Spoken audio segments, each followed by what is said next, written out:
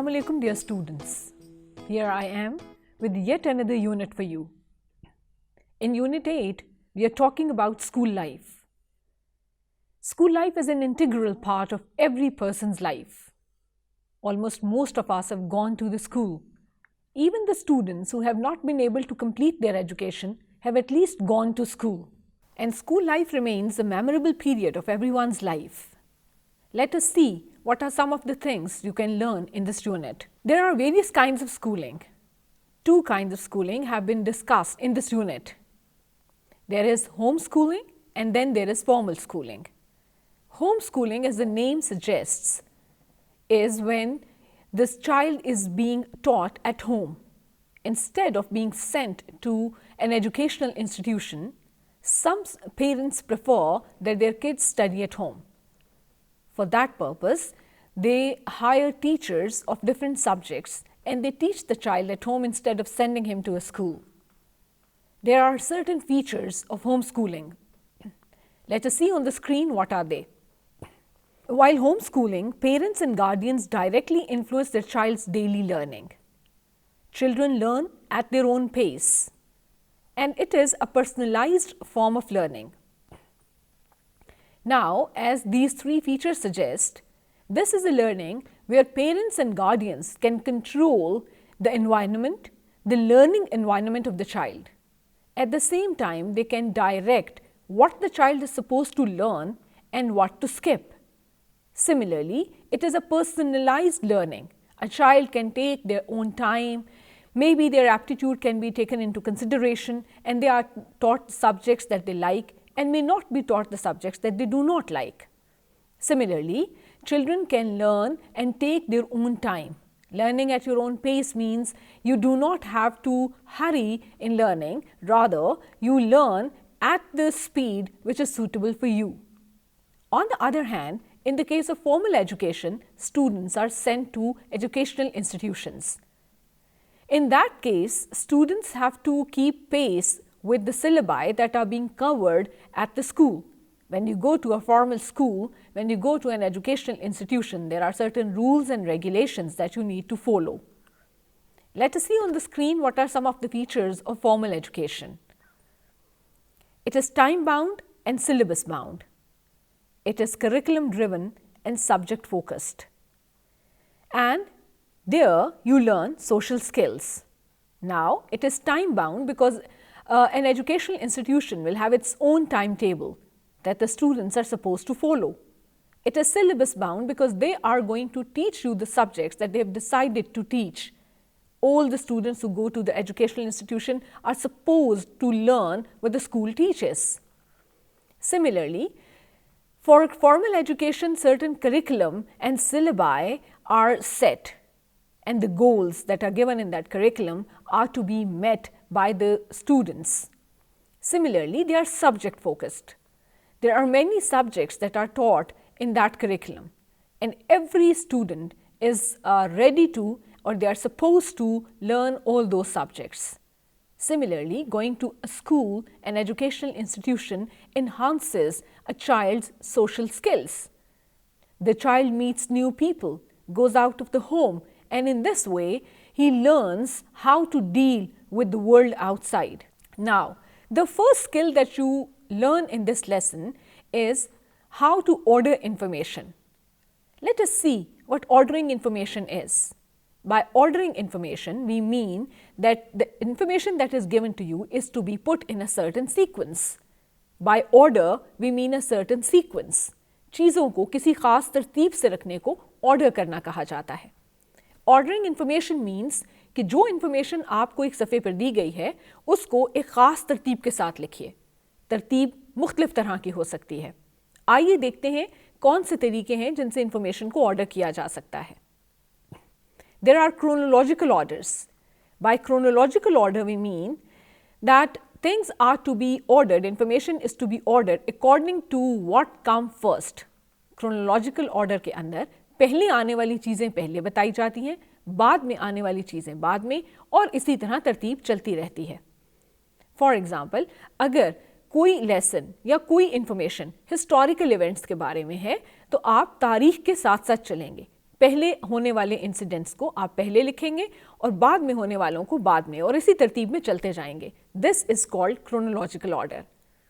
आपने अपने सिलेबाई में अक्सर लफ्ज़ों को अल्फ़ाबेटिकल ऑर्डर में रखा होगा. Even when we talked about the dictionary skills, we said that a dictionary is set according to the alphabetical order. Dictionary के अंदर A से आने वाले अल्फाज सबसे पहले होते हैं, उसके बाद B, C and so on. So in alphabetical order आप चीज़ों को या इंफॉर्मेशन को तरतीब देते हैं अल्फ़ाबेट्स के सीक्वेंस में. क्रोनोलॉजिकल ऑर्डर में आप पहले आने वाली चीज़ों को पहले लिखते हैं और फिर इसी तरह आगे तरतीब में चलते जाते हैं. Then there is another way of ordering information, and that is information is to be ordered in the order of importance. By order of importance we mean that whatever information is more important is given earlier and whatever is less important is given later. Similarly, this can be otherwise. In some pieces of writing, less important material is given in the beginning and more important comes at the end. तो order of importance में order करने का मतलब ये है कि events को उनकी इम्पोर्टेंस के मुताबिक तरतीब दिया जाए. Then there is comparison and contrast writing. In comparison and contrast writing, if you are ordering information, you order it according to the similarities and differences. आप पहले similarities के बारे में बात करेंगे और उसके बाद differences पे जाएंगे. ऐसा ना हो कि आप एक सिमिलैरिटी के बारे में बात करें, फिर एक डिफरेंस के बारे में, then you come back to similarity and then you move on to difference. This will not be a well-ordered information. In case of ordering information, in comparison and contrast writing, आप comparison को और contrast को अलग अलग group करते हैं, पहले similarities और फिर बाद में contrast दे देते हैं. Then there is problem solution or problem solving writing. In problem and solution writing, आप पहले problem को state करते हैं और फिर solution देते हैं. This will be the order of information. Then there is cause and effect writing. Cause and effect writing के अंदर पहले आप किसी भी चीज़ की causes देते हैं और उसके बाद आप उस चीज़ के effects बताते हैं. So that happens, cause and effect happens like this. Then there is a simple way of step by step. अगर आप किसी भी किस्म की प्रोसेस राइटिंग कर रहे हैं, जो कि हम एक पहली यूनिट में भी डिस्कस कर चुके हैं, उस सूरत में आप स्टेप बाय स्टेप चाहते हैं. पहला स्टेप सबसे पहले आएगा, अगला स्टेप उसके बाद, और यूं ही ये सिलसिला चलता रहेगा. So you learn how to order information. अक्सर आपको इस तरह के पैराग्राफ्स दिए जाते हैं जहां इंफॉर्मेशन को जंबल अप किया जाता है, जहां दिए गए जुमलों को आगे पीछे कर दिया जाता है, and you are suppose to order them according to the order that makes more sense. Let us see how it works. Now here, you have been given 4 sentences and you are asked to order the information that is contained in these 4 sentences. The first thing you will do is, you will read all these 4 sentences. I also like to read before going to bed because it helps me relax and fall asleep faster. My favorite hobby is reading. Reading helps me improve my vocabulary and comprehension skills. I enjoy reading books because it allows me to explore new worlds and learn about different cultures. Now, in these 4 sentences, the reader gives information about his hobby of reading. Now, you must notice that while you were reading these sentences, you must have noticed that the information given in these sentences was all jumbled up. Now, look at the first sentence. It says, I also like to read. Now, this cannot be the first sentence of the passage because it says also. You use also when you have already said something and you are adding to it. So, it means that this sentence will go at some other place, either at 2, 3 or 4. Similarly, look at the second sentence. My favorite hobby is reading. Now, here in this sentence, the writer is introducing the topic. The topic is their favorite hobby. So, this must, while somebody is introducing the topic, this must come in the very beginning. You say, my favorite hobby is reading. It is here that you start. Reading helps me improve my vocabulary and comprehension skills, and I enjoy reading books because there is a reason that is given. Let us see how this information can be ordered in the best possible way. Here you are. And this is the sequence that has been given to you. The sequence to order this information in the best possible manner is, sentence 2 comes first, then comes sentence 4, then 3, and then 1. In some cases, you may have to number the sentences in the order in which you want to write them. In other cases, they may want you to rewrite the paragraph after having ordered it. Let us see, after ordering the information, how does the paragraph look like? My favorite hobby is reading. I enjoy reading books because it allows me to explore new worlds and learn about different cultures. Reading helps me improve my vocabulary and comprehension skills. I also like to read before going to bed because it helps me relax and fall asleep faster. Now you see, while the information has been ordered, this passage makes more sense to the readers. Let us see what are some other things that you learn in this unit. One of the skills that the unit talks about is writing a book review. You must have read many books in your life, and you must have read many book reviews too. A book review is where the reader who has read a book is giving an information about the book. Now, once you read a book, you have a certain opinion about that book. Actually, your review reflects that opinion. So many times while we are deciding to read a book, we sometimes go to book reviews. And the book reviews help us decide whether we should be reading this book or not. Book review वो तज्जिया है जो कोई भी reader एक किताब पढ़ने के बाद देता है. उसमें रीडर की अपनी ओपिनियन तो शामिल होती ही है, उसके साथ साथ रीडर के अपने तासुरात, उसकी अपनी तज्जिया भी शामिल होता है. साथ ही साथ कोई ऐसी राय जो रीडर उस बुक के बारे में देना चाहता है, कोई ऐसी कमी जो उसने उस किताब में महसूस की, कोई ऐसी चीज़ जो उसको बहुत अच्छी लगी, कोई ऐसा कंपैरिजन जो उसको याद आया जब उसने वो किताब पढ़ी. साथ ही साथ वो उसमें किताब के बारे में भी बताता है कि किताब के कंटेंट्स हैं क्या. This is what a book review is. Let us see on the screen how a book review can be defined. What is a book review? A book review is an honest reaction to a book that generally analyzes its themes, plot line, characters, dialogue, and use of literary devices if there are any. Through this analysis, written in the first person, a reviewer combines their opinions with insights about the book, sometimes comparing it to other books by the same author or books in the same genre. Now, there are many parts of this definition. It tells you that while a book review is being written after you have read the book, there are certain things that you focus on. And what are those certain things? You talk about the themes of the book. You talk about the storyline if there is any. You talk about the characters, the dialogues, and use of literary devices. For example, if there are any similes or metaphors or any other devices, you talk about them if they are there. Through this analysis, which is written in the first person, by first person, I mean that a book review is written with the use of the word I. The I talks about the person who has read the book, who is giving his opinion, so that the readers know that this I of the book is somebody who has read the book and who is giving his opinion. जब आप I का use करते हैं तो पता चलता है कि बुक रिव्यू के अंदर दी गई ओपिनियन सिर्फ आपकी है, ताकि अगर कोई किसी को उससे इत्तेफाक ना हो तो उसको वो ओपिनियन फोर्स ना लगे. सिमिलरली समटाइम्स बुक रिव्यूज़ में जो रिव्यूअर्स हैं वो ये भी देखते हैं कि क्या इस बुक का मुकाबला इसी राइटर की किसी और किताब से भी किया जा सकता है या इसी जॉनर में मौजूद दूसरी किताबों से किया जा सकता है.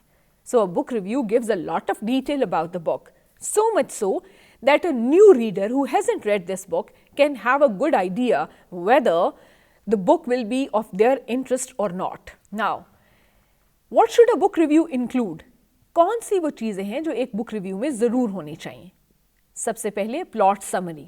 Plot summary is mainly a summary of the material and the content that is given in the book.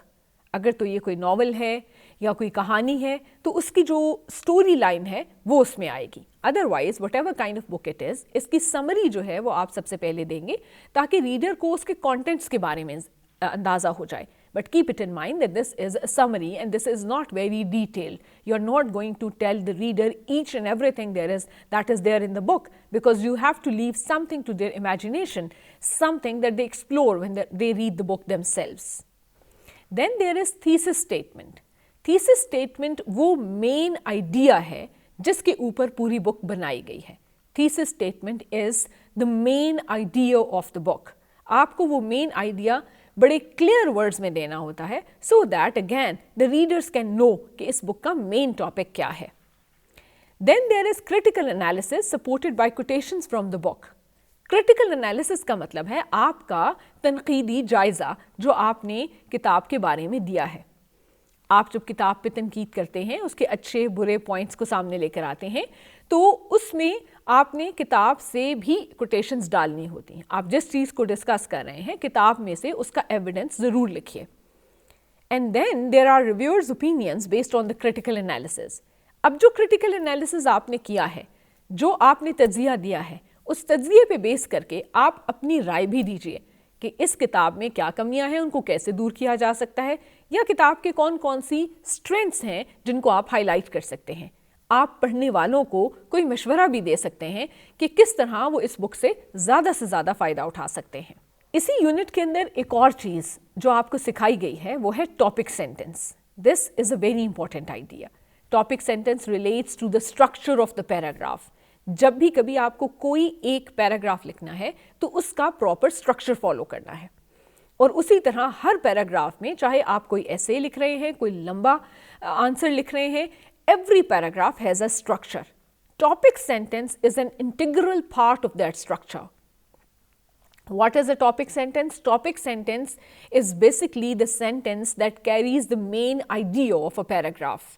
याद रखिए कि टॉपिक सेंटेंस वो सेंटेंस है जो किसी भी पैराग्राफ का मेन आइडिया कैरी करता है.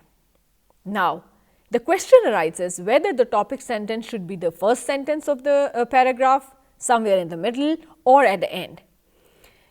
लिखने के लिए और लिखारियों के लिए टॉपिक सेंटेंस पैराग्राफ में कहीं भी आ सकता है, शुरू में भी, दरमियान में भी और एंड पर भी. लेकिन नए लिखने वालों के लिए प्रेफरेबली टॉपिक सेंटेंस को पहले होना चाहिए, यानी this should be the sentence जहां से पैराग्राफ स्टार्ट होगा. So topic sentence is basically the introductory or the first sentence of the paragraph, from where the paragraph begins, so that from the very first paragraph the readers can know कि आपने कहाँ से क्या बात है जो आप करना चाह रहे हैं, मेन आइडिया क्या है पैराग्राफ का जो आप बात करना चाह रहे हैं, और वहाँ से फिर आप आगे को चलेंगे. On the screen you can see a small paragraph that has been written for you, and you can see the first sentence serves as the topic sentence. My first day at school is a remarkable event in my life. It is still fresh and vivid in my mind. I was then a boy of 5. One day my father took me to our primary school. My father filled up a form and I was admitted. Then I went to my classroom. I was very nervous. The class teacher was a young lady. She asked my name and told a story. We had a few more periods. I made friends with many boys. At 3 o'clock, the last bell rang. The students were very glad to run back home. When I came out, I found my mother waiting for me. Now, this is a paragraph, and we see that the very first sentence of the paragraph carries the main idea. The writer clearly tells that he still remembers his first day at school and that it remains a memorable day of his life. Now, the very first sentence is the topic sentence here because it tells the main idea of the whole passage, and the main idea of whole passage is the writer's first day at school. If you notice, the rest of the paragraph is all about that first day. बाकी के तमाम paragraph में उसने उसी दिन की तफसीलात बताई हैं, उसी अपने पहले सेंटेंस को, उस टॉपिक सेंटेंस को, उस इंट्रोडक्टरी सेंटेंस को एक्सप्लेन किया है, आगे लेके गया है. So this is how the topic sentence works. The first sentence is always the topic sentence, and it should introduce the topic. Now, another concept that you learn in this unit is that of auxiliary verbs. हमने verbs के बारे में पहले भी बात की एक unit में, जहाँ हमने parts of speech के बारे में बात की. Verbs are mainly the action words in a sentence. Auxiliary verbs कौन से हैं? ऑक्सिलरी वर्ब्स वही वर्ब्स हैं जिनके लिए हमने हेल्पिंग वर्ब का वर्ड सुन रखा है या इस्तेमाल किया है. दे डिटरमिन द टेंस, मूड और वॉइस ऑफ अनदर वर्ब. जब आप एक्टिव वॉइस और पैसिव वॉइस का अंदाज़ा लगाते हैं तो वो भी वर्ब से ही लगाते हैं. सिमिलरली ऑक्सिलरी वर्ब्स या हेल्पिंग वर्ब्स आपको टेंस के बारे में बताते हैं. व्हेन यू से I was reading a book yesterday, now was shows that you are talking about yesterday or a time that is gone, a past. Even if you did not say yesterday and you say I was reading a book, everyone knows that you are talking about past because was, the helping verb here, is a helping verb from past. Now, helping verbs जो हैं वो आपके main verbs के meanings को complete करते हैं. याद रखें कि helping verbs हर sentence में auxiliaries नहीं होते. For example, look at the sentences that are given below. I have finished the report. And then in the next sentence it says, I have a cup of tea. When it says, I have finished the report, यहाँ पर have auxiliary के तौर पर use हुआ है क्योंकि यहाँ पर ये finished के meaning को clear कर रहा है. So it is showing that this is a sentence in the perfect tense, in the present perfect tense. तो वो tense भी बता रहा है और वो इसकी आप कह सकते हैं कि वर्ब की कंडीशन के बारे में भी बता रहा है, उसके टेंस के बारे में बता रहा है. And then it says I have a cup of tea. जब आप ये कहते हैं I have a cup of tea तो यहाँ हैव ऑक्सिलरी नहीं है, बल्कि यहाँ हैव किसी चीज़ को इस्तेमाल करने के बारे में या किसी चीज़ के पास होने के बारे में बता रहा है. I did my homework yesterday. Again, did is not an auxiliary here. But in the next sentence, I did not want to go to park. Did shows the use of past tense और वो help कर रहा है किसको? Want को. तो यहाँ पर did auxiliary का काम कर रहा है, लेकिन I did my homework में वो करने के सेंस में यूज हो रहा है, कुछ मेन वर्ब के तौर पर यूज हो रहा है, ऑक्सिलरी के तौर पर यूज नहीं हो रहा. स्क्रीन के ऊपर आप कुछ वर्ब्स देख सकते हैं जो ऑक्सिलरी वर्ब्स हैं और जो ऑक्सिलरी वर्ब्स के तौर पर इस्तेमाल होते हैं.